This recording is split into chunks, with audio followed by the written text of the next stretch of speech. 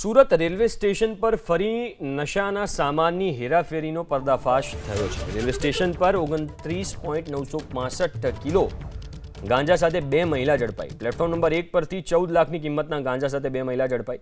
સામાનની તપાસ દરમિયાન અલગ અલગ ટ્રોલી બેગમાંથી ગાંજો મળ્યો। ઓડિશાથી ગાંજાનો જથ્થો લાવ્યા હોવાનો ખુલાસો પણ થયો છે। पुरी से अहमदाबाद आने वाली ट्रेन में दो महिलाएं अपने साथ में गांजे का कंसाइनमेंट लेके आने वाले थे, जिस बेस पे तीनों टीम ने साथ में मिलके जो भी एक्यूज थे, दो महिला हैं जो सस्पेक्ट थी, जिनके बारे में इंफॉर्मेशन मिली थी, उनको रोक के उनके पास उनकी तलाशी लेने पे उनके पास से